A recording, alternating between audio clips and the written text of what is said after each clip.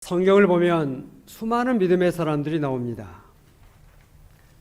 그 가운데서 죽음을 보지 않고 하늘로 올라간 사람 두 사람이 나오죠. 에녹과 엘리야입니다.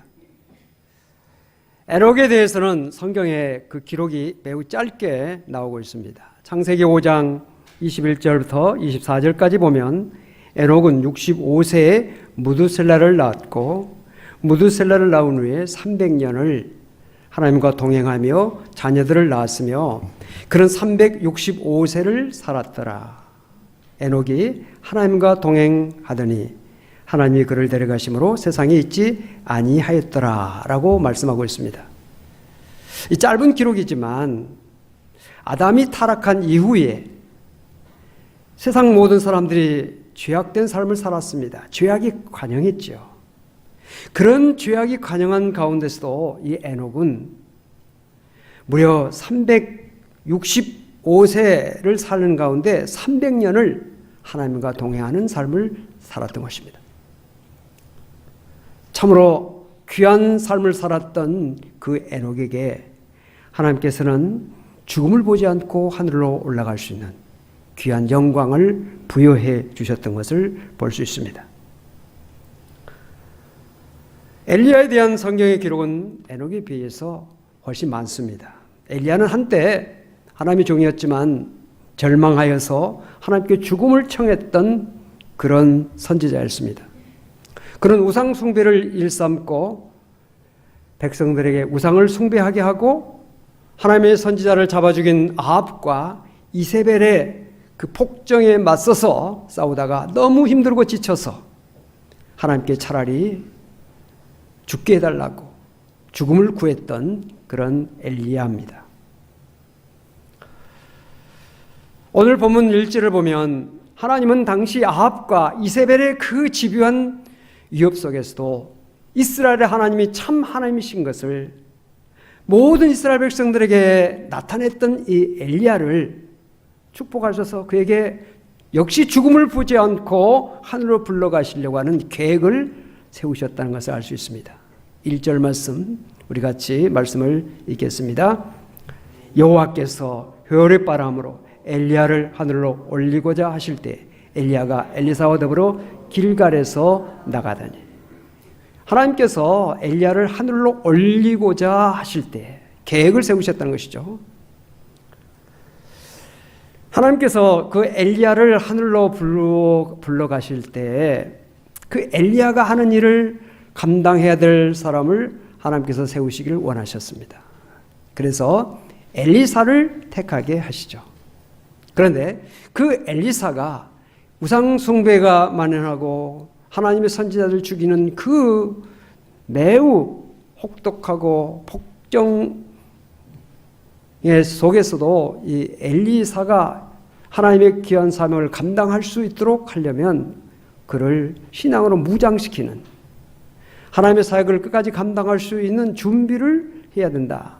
하나님께서 그렇게 생각을 하신 것입니다. 그래서 엘리야가 하늘 올라가기 전에 엘리사에게 할 일이 있다 하는 것을 알고 또 엘리사 역시 하나님께서 스승 엘리야를 하늘로 불러 올라가신다는 사실을 알았기 때문에 마음이 급했겠죠. 어떻게 하면 스승이 가지고 있던 그 능력, 스승이 했던 그 사역을 나도 잘 감당할 수 있을까? 하나님께서 주신 귀한 사명을 잘 감당하고자 하는 그런 마음에 염려가 있었겠죠. 그래서 스승에게 말합니다. 선생님이 가진 영감을 갑절내게 주시기를 원합니다. 선생님이 가진 그 영감을 갑절을 저에게 주십시오. 그때 엘리야가 말합니다. 나는 너에게 그것을 줄 수 있는 것이 아니야. 어려운 것을 구하는구나. 그러나 하나님께서 나를 하늘로 데려가시는 것을 내가 볼 때에 그것을 이루어 주실 것이다. 그렇게 말합니다.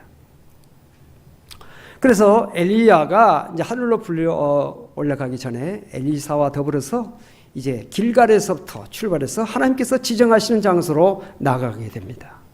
이것은 하나님께서 엘리사를 훈련시키는 그런 과정도 됐고 더 나아가서 오늘 우리들에게도 신앙 여정이 어떠해야 될 것인지, 우리가 예수를 어떻게 믿어야 할 것인지에 대한 교훈을 주고 있다고 생각이 됩니다. 그래서 오늘 하나님께서 지시하시는 이 네 지명을 우리 하나하나 살펴보면서 함께 교훈받는 시간이 되시기를 바랍니다.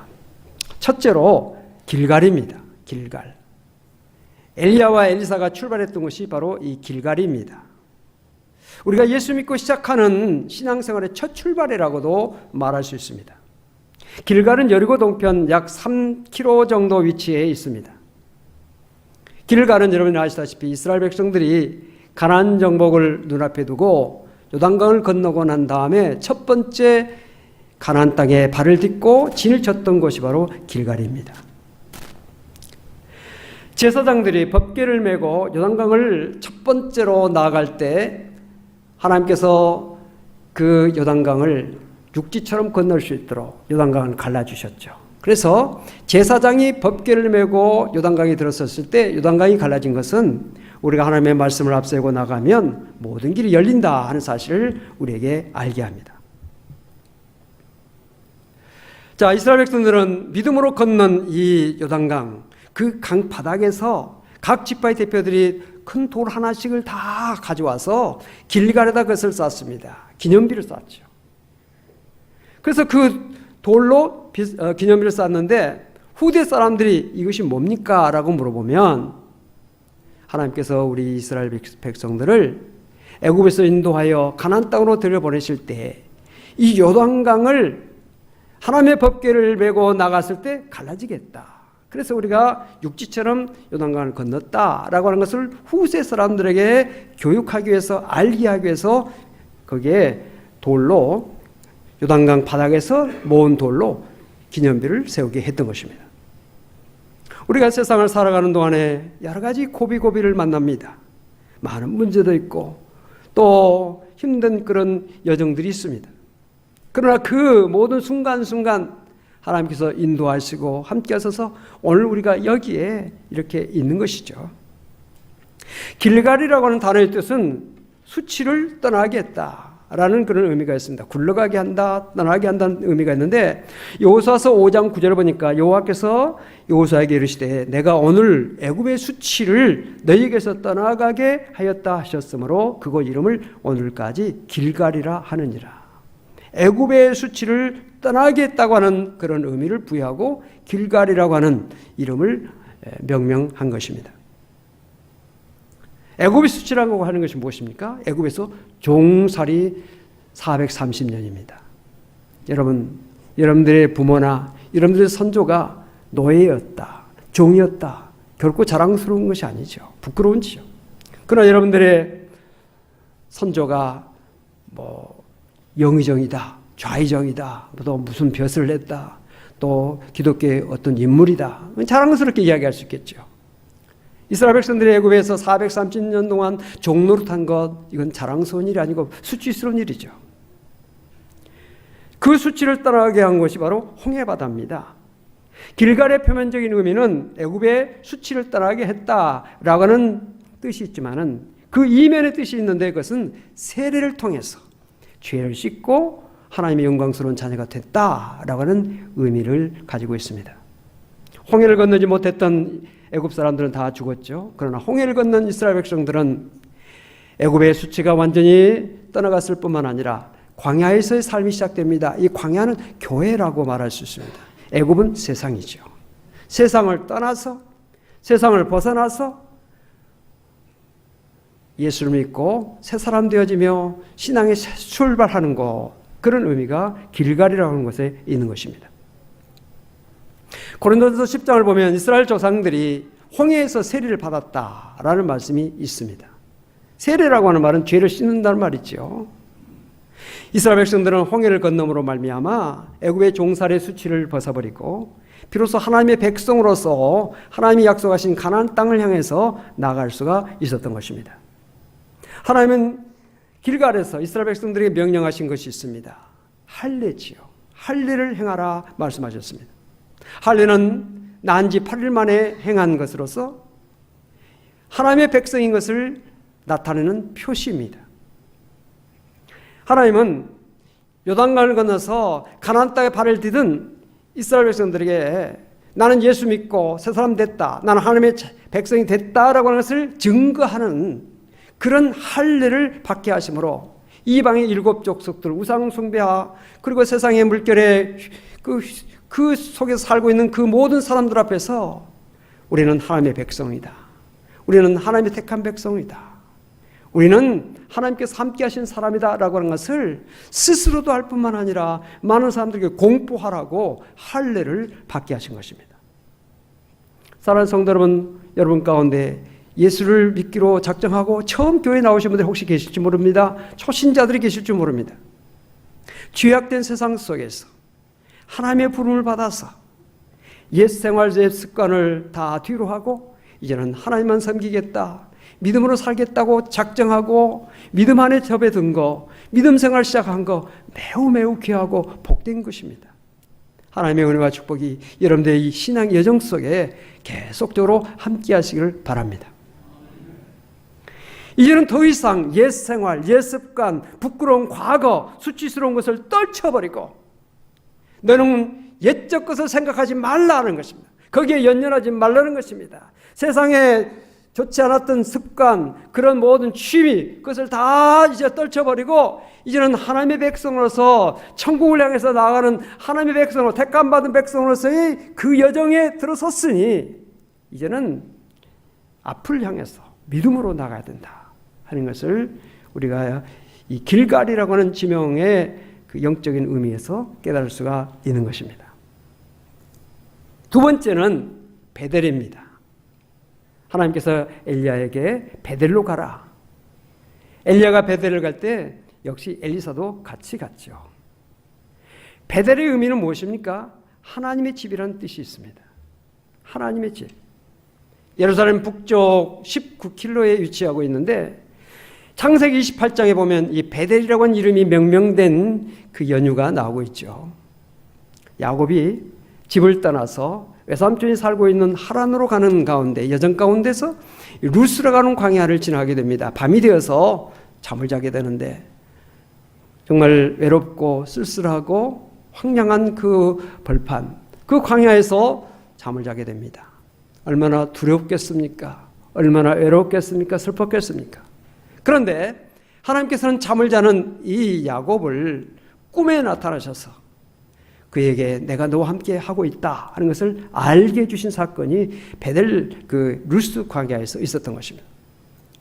사닥다리가 하늘로부터 땅에 내려왔습니다. 천사가 오르락내락하면서 자기를 지켜줍니다. 그리고 위에서 하나님께서 야곱에게 말씀하십니다. 내가 너와 함께 있겠다. 내가 어디로 가든지 너와 함께하며 너를 지키며 너를 이끌어서 다시 이 땅으로 돌아오게 할 것이다. 내가 내게 허락한 것을 다 이루기까지 너를 떠나지 않겠다. 귀한 말씀을 주셨습니다. 얼마나 마음의 위로가 됐고 마음의 용기가 생겼겠습니까? 야곱이 아침에 일찍 일어나서 밤에 베고 잤던 돌을 기둥으로 세우고 그곳에 기름을 붓고 하나님 앞에 기도합니다. 소원 기도하죠. 하나님, 나를 지켜주세요. 나의 길을 인도해 주세요. 반드시 이곳으로 돌아오게 해주세요. 그러면 이곳에 내가 제단을 쌓고 하나님의 영광을 찬양하며 하나님 앞에 영광을 돌리겠습니다. 기도하죠. 하나님께서 그 기도를 들으시고 야곱의 앞날을 축복하셔서 순적하게 평탄하게 야곱의 여정을 하나님께서 인도해 주셨던 걸 볼 수가 있습니다. 여러분, 베델은 뭘 말합니까? 하나님의 집, 하나님을 만나는 장소, 하나님의 말씀을 듣는 것, 하나님께 기도하는 곳, 하나님께 주시는 영육간의 은혜와 복을 받는 곳, 그것이 베델입니다.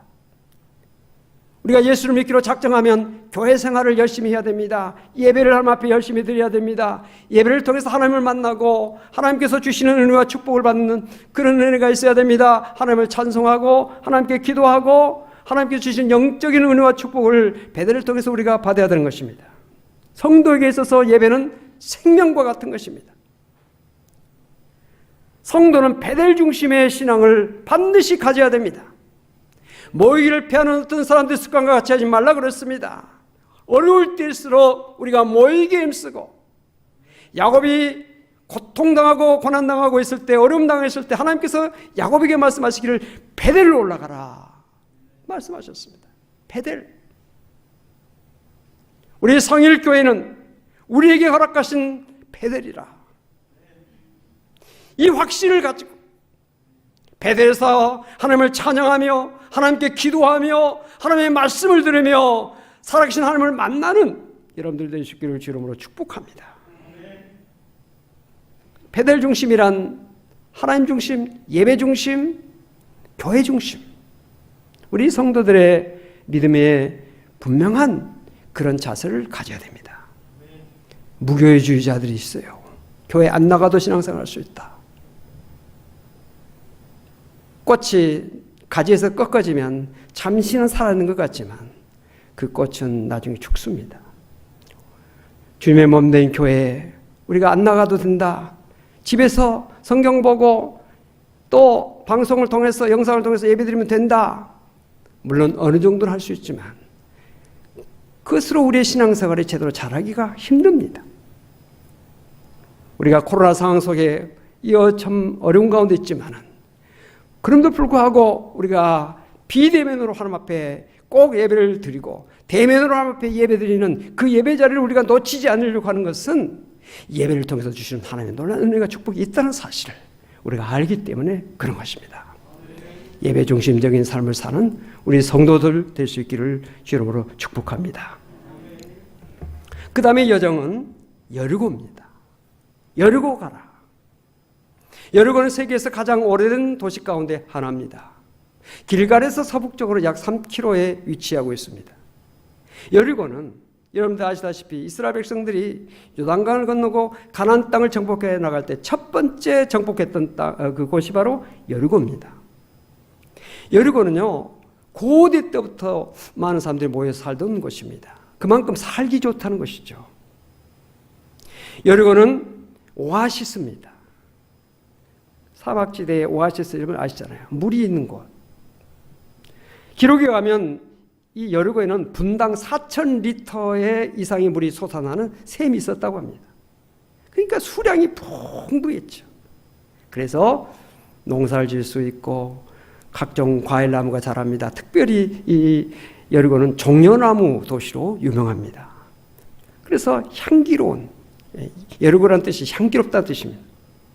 그런데 신약성경을 보면 이 여리고에서 세리장 삭개오가 예수님을 만납니다. 동족들의 고혈을 빨아먹던 그 삭개오, 많은 사람들이 정말 가장 미워했던 그 삭개오, 그 삭개오가 예수님을 만나서 그의 삶이 변화됩니다. 그가 가진 재산의 절반을 가난한 사람들에게 주고 다른 사람들에게 했을 것을 토색한 것이 있으면 4배로 갚고 예수를 만나서 새 사람 되어진 곳이 바로 여리고입니다. 또한 앞을 보지 못했던 바디메오가 길가에 여리고 길가에 앉았다가 예수가 지나가는 그것을 알고 다윗의 자손 예수여 나를 불쌍히 여기소서 예수님을 향하여 소리치며 예수님의 이름을 부르며 자기의 눈을 뜨게 해달라고 예수님께 하소연했을 때 예수님께서는 그의 눈을 뜨게 해주시고 그가 길에서 예수를 쫓았다. 새 사람 되고 예수님의 귀한 따르는 백성이 되는 예수님을 온전히 믿는 사람이 됐다는 사실을 우리가 여리고의 그 신약 성성에 나타나는 모습을 통해서 알 수가 있습니다. 여러분, 성도는 하나님을 만나야 됩니다. 우리의 신앙이 교회만 왔다 갔다 하는 형식적인 신앙생활이 결코 돼서는 안 됩니다. 하나님을 만나야 됩니다. 하나님을 어떻게 만납니까? 찬양을 통해서 만나는 것입니다. 이스라엘의 찬양 중에 거하시는 하나님이라고 그랬잖아요. 우리가 찬양 중에 하나님을 만나는 것입니다. 그래서 찬양이 매우 중요합니다. 찬양할 때마다 하나님의 임재를 깨닫고 하나님을 만날 수 있는 성도가 되시기를 바랍니다. 또한 어떻게 해서 하나님을 만납니까? 기도하는 가운데 두세 사람이 내 이름으로 모인 곳에 나도 그들 가운데 계시겠다고 약속하셨잖아요. 그렇기 때문에 기도할 때 우리가 하나님하고 부르면 내가 여기 있다. 우리의 기도를 들으시는 하나님, 우리가 하나님께서 우리의 기도를 들으신다는 확신이 없으면 우리가 어찌 기도할 수 있겠습니까? 하나님께서 기도를 들으시고 나를 만나주신다는 그런 확신이 있기 때문에 우리가 기도를 드릴 수가 있는 것입니다. 사랑하는 성도 여러분들, 기도를 드릴 때마다 하나님의 임재를 깨닫고 하나님을 만날 수 있기를 바랍니다. 또한 말씀을 통해서 하나님을 만나는 것입니다. 하나님의 말씀으로 천지를 창조하셨을 뿐만 아니라 말씀이 육신이 되어 우리 가운데 거하신 하나님이시며 말씀을 통해서 오늘도 우리에게 임하시고 계신 것입니다. 베드로가 말씀을 전했을 때 말씀 듣는 모든 사람들에게 성령이 임하셨다. 성령이 임하셨다는 성령이 무엇입니까? 하나님이시잖아요. 하나님이 임하시는 것입니다. 오늘도 말씀 가운데 하나님의 임재가, 하나님을 만나는 시간 여러분들 될 수 있기를 바랍니다. 그 다음에 성도의 교제를 통해서 하나님을 만나는 것입니다. 성도 가운데 우리 하나님께서 계시잖아요. 성도와 나 사이에, 그 사이에, 성도와 성도의 그 교제 속에서 우리는 하나님을 만나는 것입니다. 형제의 모습 속에서, 자매의 모습 속에서 우리는 하나님을 느낄 수 있어야 되고 하나님을 만날 수 있어야 되는 것입니다. 사랑하는 성도 여러분들, 우리 성일교회 성도의 아름다운 교제를 통해서 하나님을 만나고 체험할 수 있는 성도가 될 수 있기를 바랍니다. 삭개오가 예수님을 만난 것처럼, 새 사람 된 것처럼, 앞을 보지 못했던 바디메오가 예수를 만나고 눈을 뜬 것처럼 예배를 통해서 하나님을 만나고 영적 눈이 떠지고 여러분들에게 정말 하나님께 주시는 신령한 은혜가 넘치게 되시기를 바랍니다. 이제 요단으로 가라고 또 말씀하고 계십니다. 요단이라고 하는 뜻은 하나님은 완전하시다라고 하는 의미가 있습니다. 요단은 북쪽 설산 헤르몬산에서 그 눈이 녹아서 거기서부터 시작되어지는 그 물줄기가 계속해서 흘러내려서 강을 이루어서 사해까지 가는데 그것이 바로 요단강입니다. 이스라엘 백성들이 가나안 땅을 들어갈 때 이 강을 건넜죠. 여호수아서 3장 17절에 보니까 여호와의 언약궤를 맨 제사장들은 요단 가운데 마른 땅이 굳게 섰고 그 모든 백성이 요단을 건너기를 마칠 때까지 모든 이스라엘은 그 마른 땅으로 건너갔더라 그랬습니다. 이스라엘 백성들이 요단을 건너지 않았다면 결코 가나안 땅에 들어갈 수가 없었을 것입니다. 여러분, 하나님의 크신 역사를 이루기 위해서는 건너야 할 강이 있습니다. 예수님은 요단강에서 세례 요한에게 세례를 받고 그때부터 메시아 사역을 시작하셨습니다. 그가 세례를 받을 때 성령이 그에게 비둘기같이 임하시는 것을 보셨다 말씀하고 있습니다. 그때부터 예수님께서는 메시아 사역을 시작하셨습니다. 하나님께 온전히 쓰임받고 하나님의 귀한 사역을 감당하기 위해서는 요단강을 건너야 된다. 요단의 은혜를 받아야 된다는 것입니다. 요단의 은혜가 무엇입니까? 내 자신을 십자가에 못 박고 죽는 것을 말합니다.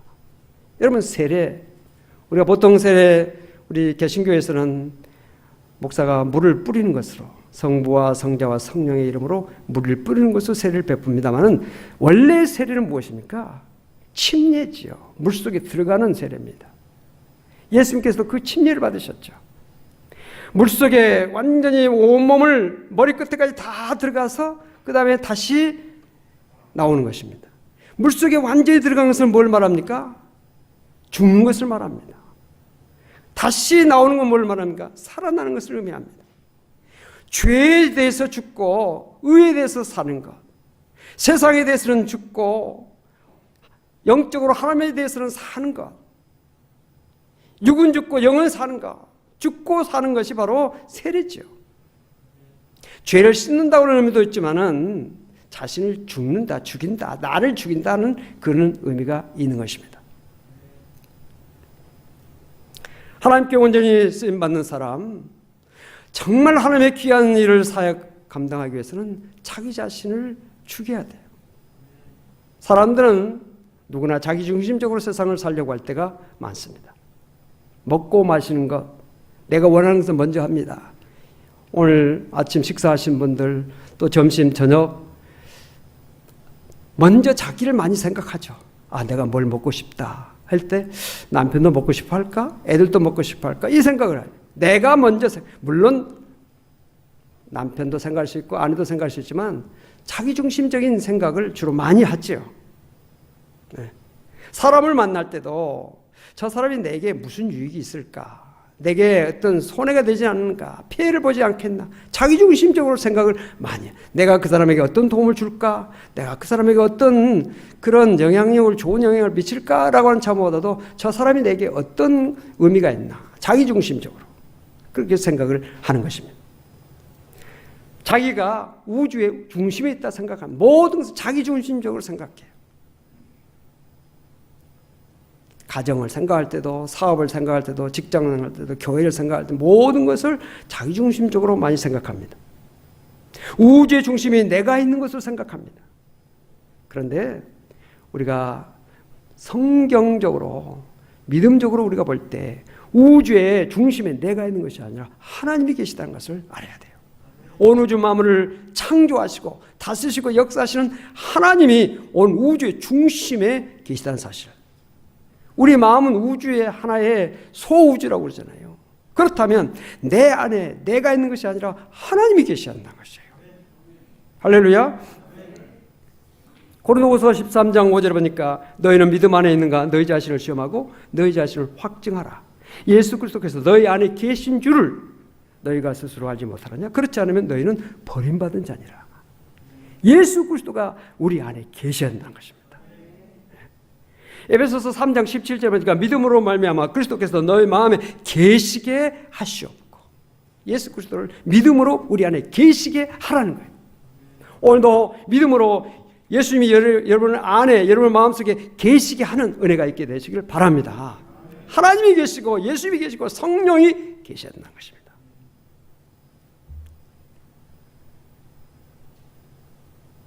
사랑하는 성도 여러분, 우리가 믿음 생활을 하고 하나님의 귀한, 하나님의 큰 역사를 이루려면 내 중심적이 아니라 하나님 중심적인 그런 삶을 살아야 된다는 것을 다시 한번 생각해야 됩니다. 갈라디아서 2장 20절에 보니까 사도 바울은 이렇게 고백합니다. 내가 그리스도와 함께 십자가에 못 박혔나니.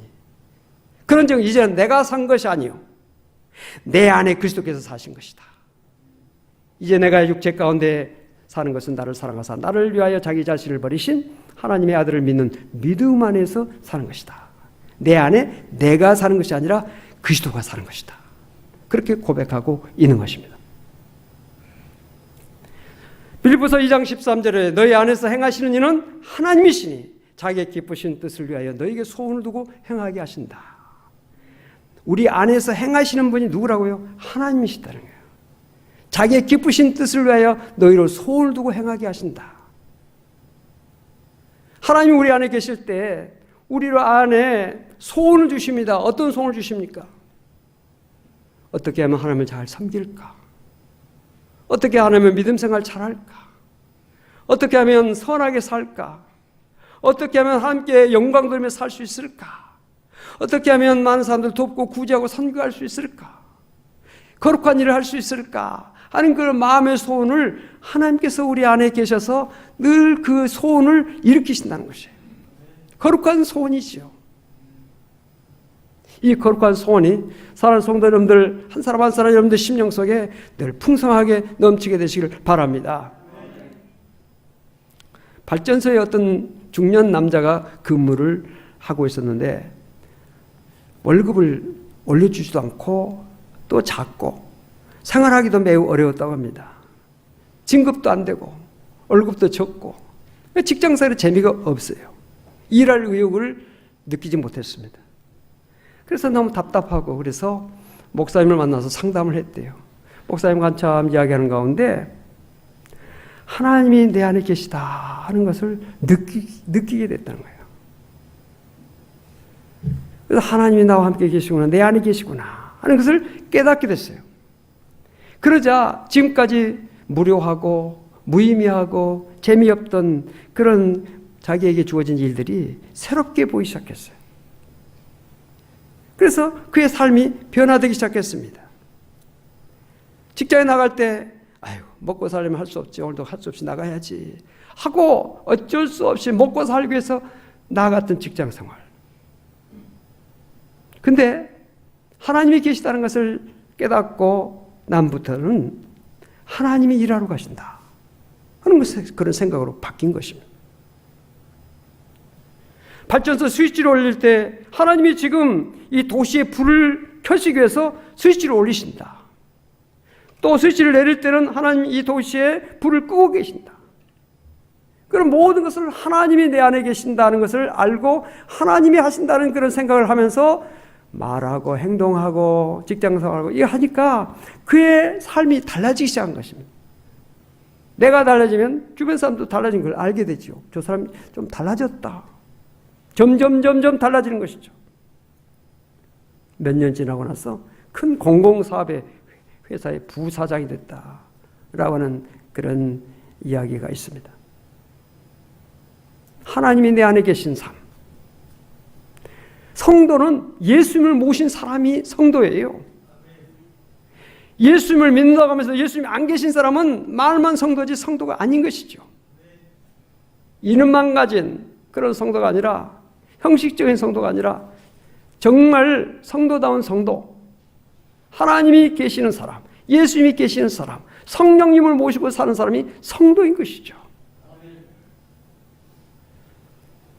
오늘 여러분들의 신앙 여정, 길갈, 베델, 그리고 여리고, 그리고 요단.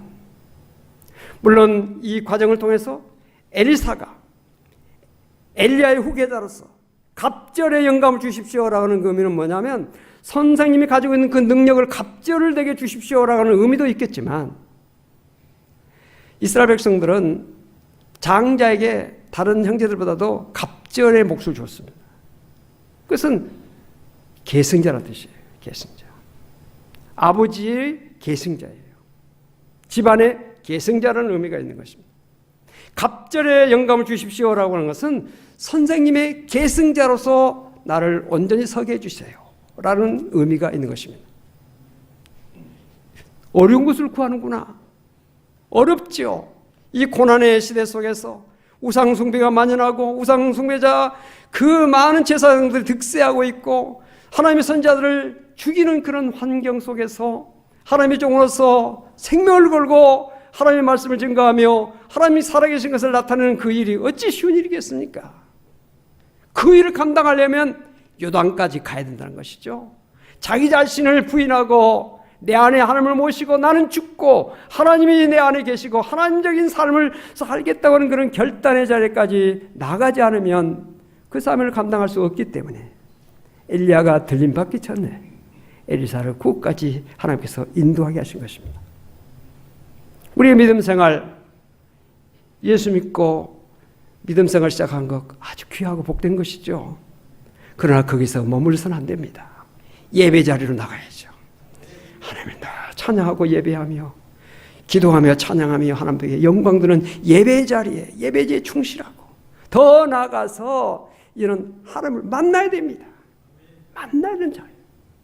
그리고 더 나아가서 자기를 부인하고 예수님이 내 안에 계시고 하나님이 내 안에 계시는 그런 삶을 사는 그 자리까지 갈 때 우리는 하나님께서 이 시대에 귀하게 쓰시는 사람들이 될 수가 있는 것입니다. 사랑하는 성도 여러분, 여러분의 믿음이 이 신앙의 여정에 따라서 늘 성장하고 발전해 나갈 수 있기를 주 이름으로 축복합니다. 한 사람도 여기가 좋사오니가 아닙니다. 물론 여기 머물러라 하지만 엘리야가 엘리사에게 엘리사가 그곳에 머물게 하기 위해서 하는 이야기가 아니에요. 너는 여기 머물라 나를 하나님께서 여러 곳을 보내시느니라. 아닙니다. 저는 선생님을 따라할 수가 없습니다. 우리가 머물고 싶은 자리가 있겠지만 거기에 우리가 머물러 있어서는 안 되고 우리는 늘 믿음을 가지고 하나님이 기뻐하시는 그 삶의 자리로 나아가야 되는 것입니다. 우리 성도는 부름받고 예수 믿고 그리고 새 사람 되고 그때는 어린아이죠. 어린아이 믿음이죠. 그러나 어린아이 믿음에 머물지 말고 장성한 분량의 믿음의 사람으로 날마다 성숙하고 성화되어지고 나중에 영화로운 자리까지 우리가 가야 되는 것입니다. 사랑하는 성도 여러분들, 참으로 하나님께서 주시는 이 은혜의 여정을 여러분들이 믿음으로 날마다 말씀 가운데 은혜 가운데 잘 가서 하나님의 쓰임받는 귀한 종들, 하나님의 큰 영광을 나타내는 모든 성도가 될 수 있기를 바랍니다. 기도하겠습니다. 하나님 우리의 신앙 여정 시작하게 하신 것 감사합니다.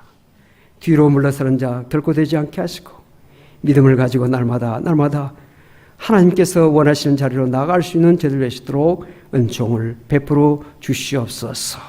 코로나 상황 속에서도 우리 성도들 두려운 마음을 떨쳐버리게 하시고 주님을 찬양하며 예배하며 신령과 진정으로 하나님 살아계신 하나님 앞에 영광 돌리며 살 수 있는 우리 모든 성도가 될 수 있도록 도와주시옵시기를 원하고 기도합니다.